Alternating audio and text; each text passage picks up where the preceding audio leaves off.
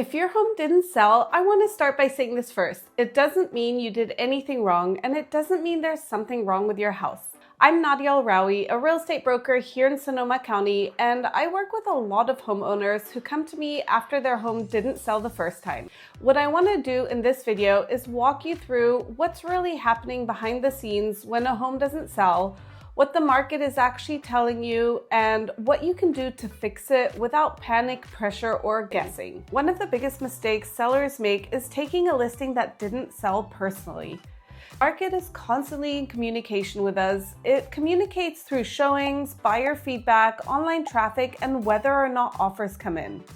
When a home doesn't sell, it's usually not because buyers are confused, it's because buyers are very clear and they're choosing something else.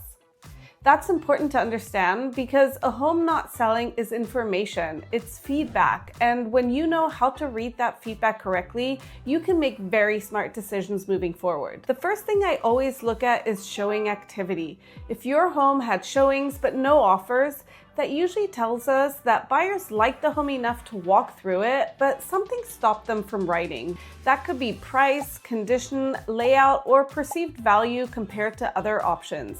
If your home had very few or no showings at all, that's usually not a negotiation problem, it's a positioning or marketing problem. It means buyers either didn't see it or they saw it online and didn't feel compelled to come see it in person.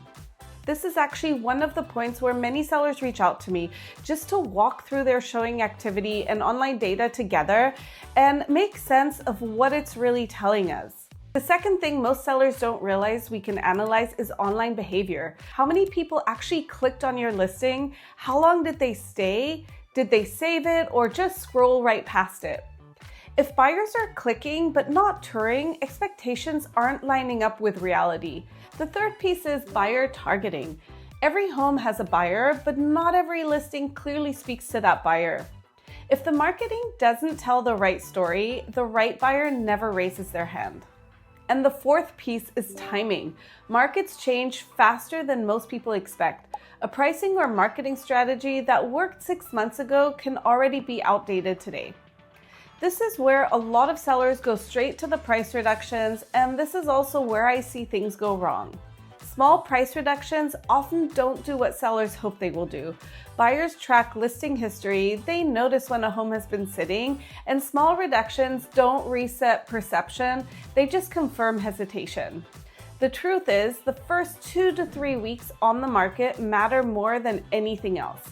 That's when buyers' attention is the highest. And if the launch misses the mark, the solution usually isn't just lowering the price, it's repositioning the home.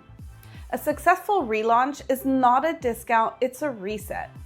That reset might include new pricing based on current, not past sales. It might include new photography, video, or staging adjustments. It might include changing how the home is framed, who it's marketed to, and how the value is communicated. If you're watching this and thinking, I wish I would have talked about this earlier, that's exactly what I offer. No pressure strategy reviews for homeowners who want a second opinion before making their next move. Another thing I focus on heavily is reducing friction. Buyers don't walk away from homes, they walk away from uncertainty. When buyers feel unsure about condition, disclosures, inspections, or future costs, they hesitate. Sometimes getting a home sold has less to do with changing the house and more to do with removing questions. And this part matters more than people realize, controlling the narrative. When a home didn't sell, buyers will ask themselves why. If the strategy doesn't clearly answer that question, buyers will make up their own story, and that story is rarely in the seller's favor. Now, I get asked this all the time. Does a home that didn't sell have a stigma? Well, I'm not gonna lie, it could, but if you completely change the strategy, the home can gain momentum again. Another common question is whether sellers should switch agents. That's always a personal decision, but if you didn't receive honest feedback, clear data, or a plan beyond let's wait and see, it's worth getting a second opinion. Some sellers also ask if they should rent the home instead. Sometimes that makes sense and sometimes it doesn't. That decision should always be based on numbers, long-term goals, and market conditions, not frustration. If your home didn't sell, the most important thing you can do right now is gain clarity, not pressure, not urgency, just clarity.